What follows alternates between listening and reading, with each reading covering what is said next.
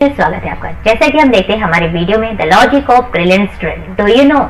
अगर नहीं जानते हो तो प्लीज मेरा वीडियो देख लेना, जिसमें मैंने ब्रिलियंट स्टूडेंट के कुछ ऐसे ट्रिक दिए हैं कि वो आउट ऑफ मार्क्स कैसे एग्जाम में निकालते हैं। आज हम बात करेंगे कॉन्सेप्ट केमिस्ट्री के उस कॉन्सेप्ट को जो कि हम लिए हैं क्लास 11 के फर्स्ट चैप्टर से, the basic concept of chemistry. जब केमिस्ट्री के हम बेसिक के बारे में बात करते हैं तो एटम्स तो आना ही है, एटम से ही हमारी केमिस्ट्री स्टार्ट होते हैं। एटम हमारे नेचर में कैसे एग्जिस्ट करते हैं?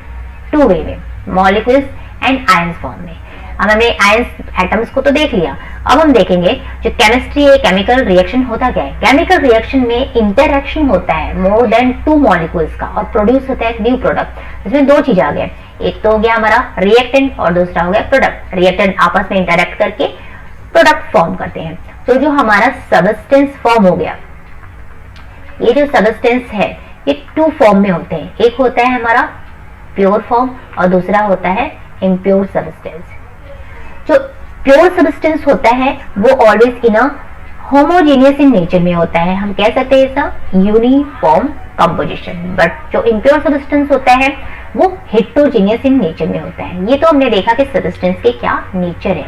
तो जो केमिस्ट्री है उसका क्लासिफाइड किया गया है यहाँ पे ऑर्गेनिक केमिस्ट्री में, इनऑर्गेनिक केमिस्ट्री में, फिजिकल केमिस्ट्री में और बायो केमिस्ट्री में। ऑर्गेनिक केमिस्ट्री में हम हमेशा कार्बन कंटेनिंग कंपाउंड के बारे में स्टडी करेंगे, वो रिएक्शंस हो या कंपाउंड प्रिपरेशन या स्ट्रक्चर हो। इनऑर्गेनिक केमिस्ट्री में हम बात करेंगे मिनरल्स, एटम्स या मेटल्स का, but except carbon atom. Carbon atom के अलावा जितने भी एलिमेंट्स आपको दिए गए हैं पीरियोडिक टेबल में, सारी स्टडी हम कर सकते हैं इनऑर्गेनिक केमिस्ट्री में। फिजिकल केमिस्ट्री में हम देखते हैं इनकॉर्पोरेट फिजिक्स का, मतलब वहां पे लॉ एंड थ्योरीज के बारे में हम बात करते हैं, डेरिवेशन के। बायोकेमिस्ट्री में हम देखते हैं bio means living thing, chemistry means chemical process, वो केमिकल प्रोसेस जो लिविंग थिंग के अंदर होता हो। तो ये हो गया हमारा एक स्मॉल सा basic concept of the chemistry. अब हम कुछ नोट्स के बारे में देख लेते हैं यहाँ पे कि इस चैप्टर में क्या क्या लॉज को लिए गए हैं। फर्स्ट लॉ यहाँ पे दिया गया है law of conservation of mass, जिसमें कि हमें बताया गया कि मास को हम ना ही क्रिएट कर सकते हैं ना ही डिस्ट्रॉय। उनकी जो प्रोपोर्शनलिटी है वो मल्टीपल होता है। अगर हमने एक रिएक्टेंट ए और बी लिया तो जो बी का जो एलिमेंट है मासेस वो कंबाइन होता है ए से and always in a ratio of a whole number के फॉर्म में। फिर आता है हमारा जो कंपोजिशन हो गया है, जो प्रोपोर्शन है वो एक डेफिनेट होना चाहिए। फॉर एग्जांपल अगर मैंने यहाँ पे हाइड्रोजन गैस का रिएक्शन करवाया ऑक्सीजन गैस से, तो ये हमें क्या देता है, यहाँ पे वाटर मॉलिक्यूल देता है। अब यहाँ पे हम डेफिनेट प्रोपोर्शन की बात करते हैं तो यहाँ पे नंबर ऑफ एलिमेंट हाइड्रोजन 4 ले लिया, तो यहाँ पे जो मॉलिक्यूल्स हमारा जो मिलेगा प्रोडक्ट जो वाटर मिल रहा है उसमें भी अगर हम हाइड्रोजन के नंबर देखेंगे तो वो कितना होता है 4। ऑक्सीजन यहाँ पे कितना है 2, यहाँ पे भी ऑक्सीजन कितना दिया है 2। This is the law of definite proportion. फिर आता है गेल-ल्यूसी लॉ, जिसमें कि हम देखते हैं व्हेन अ गैस कंबाइन और or produce in a chemical reaction they do so in a simple ratio. एक सिंपल रेशियो होता है जो कि हमारे वॉल्यूम्स के थ्रू बताते हैं, क्योंकि हम गैसेस के बारे में बात करते हैं तो गैसेस वॉल्यूम के अंदर आता है। Provide all gases are at a same temperature and same pressure.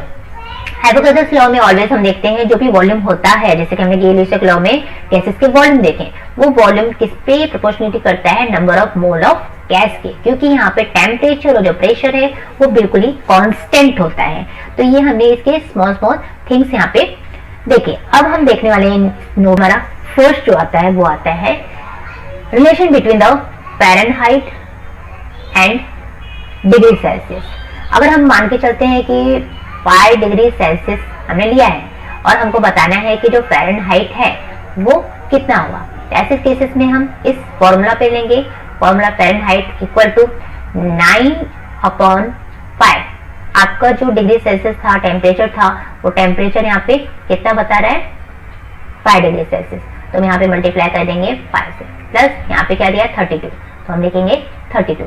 5 से इसको कैंसिल किया 1, 9 1 जा 9, 9 प्लस 32 अगर आप यहाँ पे करोगे तो क्या हो जाएगा 9 प्लस 2 इज 11 1 और ये हो जाएगा 41 डिग्री फ़ारेनहाइट। नेक्स्ट हम देख लेते हैं यहाँ पे डिग्री सेल्सियस का जो कंपैरिजन है वो किया गया है केल्विन से। यहाँ पे अगर एग्जांपल ले लेते हैं कि मान के चलते हैं कि जो हमारा टेम्परेचर है वो 25 डिग्री सेल्सियस दिया है, हमको बताना है कि जो केल्विन में होगा वो कितना टेम्परेचर होगा। ऐसे केसेस में क्या करेंगे, 25 डिग्री सेल्सियस यहाँ पे ऐड करना है डिग्री सेल्सियस में 273.15, क्या हो जाएगा ये 15 kelvin. 3 + 5 is 8, 7 + 2 is 9, 298.15 kelvin. Next आता है हमारा एवरेज एटॉमिक मास में कुछ नहीं, जो आपके जो एटम्स रहते हैं उनके मास को बस ऐड करना होता है डिवाइड बाय 100 एबंडेंस परसेंटेज के थ्रू। फिर ये बहुत इंपॉर्टेंट है number of mole find out करने के लिए हम जो भी मासेस दिया होता है हमारे कैलकुलेशन पार्ट में सम में, उस मास से हम मोलार मास डिवाइड करते हैं। मोलार मास हमें क्या करना होता है फाइंड आउट। एक एग्जांपल यहाँ पे लेते हैं कि जो वाटर है, वाटर का गिवन मास जो है वो दिया हुआ है यहाँ पे 54 ग्राम। अभी मोलार मास वाटर का हम लेंगे, मोलार मास हमें फाइंड आउट करना पड़ेगा। मोलार मास ऑफ वाटर कैसे हो जाएगा 1 × 2, क्योंकि 2 हाइड्रोजन मॉलिक्यूल है, then plus we will add here 16 जो कि एटॉमिक मास होता है हाइड्रोजन का, sorry atomic mass of the oxygen होता है। अब यहाँ पे हम ये क्या करेंगे 2 + 16 विल गेट 18। ये मोलार मास हो गया। Number of mole will be equal to क्या हो जाएगा आपका गिवन मास, वो क्या दिया है 54 डिवाइड बाय 18। 18 से इसको आप कट करके लोगे तो आपका आ जाएगा 3। तो जो आपका नंबर ऑफ मोल है, number of mole, therefore number of mole will B 3। किसके लिए, वाटर के लिए इस केस में। नेक्स्ट आता है हमारा number of molecules. Number of molecules के लिए कुछ नहीं करना है, नंबर ऑफ मोल आपको पहले फाइंड आउट करना है जो कि हमने यहाँ से फाइंड आउट कर सकते हैं। देन एवोगैड्रस नंबर से मल्टीप्लाई कर दो। एवोगैड्रस नंबर फिक्स होता है 6.022 × 10⁻23। नेक्स्ट आ गया हमारा नंबर ऑफ मोल। यहाँ पे नंबर ऑफ मॉलिक्यूल्स था, यहाँ पे नंबर ऑफ मोल। तो ये हम बात करते हैं गैसेस फॉर्म में। तो गैसेस फॉर्म में जब बात करेंगे तो यहाँ पे जो आपका STP होता है, स्टैंडर्ड टेम्परेचर प्रेशर के लिए जो वॉल्यूम आपका गिवन होता है आपके क्वेश्चन में, उसमें आप डिवाइड करोगे 22.4 dm³/मोल से। तो इस तरह से कि हमारे ये कैलकुलेटिव पार्ट है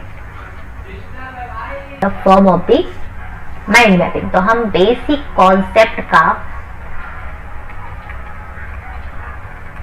और केमिस्ट्री का माइंड मैपिंग देख लेते हैं कि हमने यहाँ पे क्या क्या चीजों को पढ़ के लिया है। ठीक है, फर्स्ट थिंग जो हमने यहाँ पे पढ़ के लिया है वो ओवरऑल बेसिक्स, जैसे कि देखा कि एटम कैसे एग्जिस्ट करता है in the form of molecule and ion, right. फिर हमने देखा जो केमिस्ट्री है, केमिकल रिएक्शन,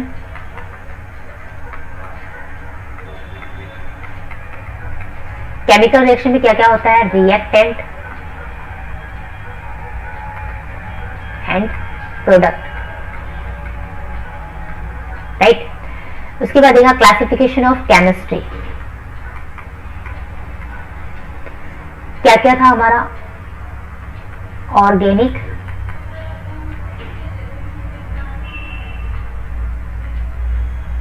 इनऑर्गेनिक, जो मेनली हम पढ़ेंगे 11th-12th में। इनके अलावा भी हमारा होता है physical chemistry, biochemistry, analytical chemistry, instrumental chemistry. इसके अलावा हमने देखा यहाँ पे कुछ लॉज देखते समय हमने काफी लॉज को यहाँ पे देखा है। फॉर एग्जांपल 1 by 1 हम नीचे से अगर बात करते हैं, जो हमने पढ़ा था वो था हमारा एवोगैड्रस लॉ। एवोगैड्रस लॉ के अलावा हमने और भी देखा गेल-ल्यूसिक law,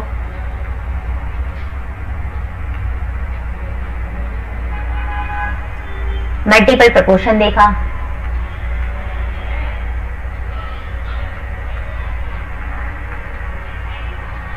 law of mass conservation देखा, देखो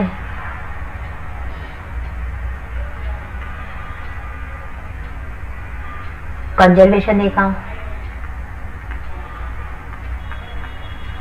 इस तरह की चीजें हमने लॉ में देखा। इनके अलावा आता है हमारा कैलकुलेटिव पार्ट। कैलकुलेटिव पार्ट में आपको बताना है कि 0 degree Celsius is equal to आपका फ़ारेनहाइट का क्या रिलेशन है, वो देखा हमने, राइट। फ़ारेनहाइट में आपको बताया कि 9/5 इंटू डिग्री सेल्सियस प्लस 32। फिर हमने देखा कि अगर आपका 0 डिग्री सेल्सियस है तो उसमें कितना केल्विन होता है, 273.15 केल्विन। ये सारे पार्ट को हमने इस चैप्टर में देखा जो कि हमारे बेसिक्स के अंदर आते हैं। इनके अलावा फॉर्मूलाज तो हमने और भी देखा कि the number of mole of the substance is equal to the mass of the substance upon molar mass, right. फिर हमने देखा कि एवोगाड्रो नंबर को कैसे हम नंबर ऑफ मोल से मल्टीप्लाई करके नंबर ऑफ मॉलिक्यूल्स निकालते हैं। आई होप कि आपको ये सारी चीजें समझ में आई होगी इस वीडियो में। नेक्स्ट वीडियो में हम फिर से मिलेंगे, कुछ इंपॉर्टेंस आपको बता सकते हैं कि यूनिट्स के बीच में क्या कंपैरिजन होता है, ये सब बताने के लिए। आई होप आपको समझ में आया होगा। Thanks for watching and please like, share and subscribe.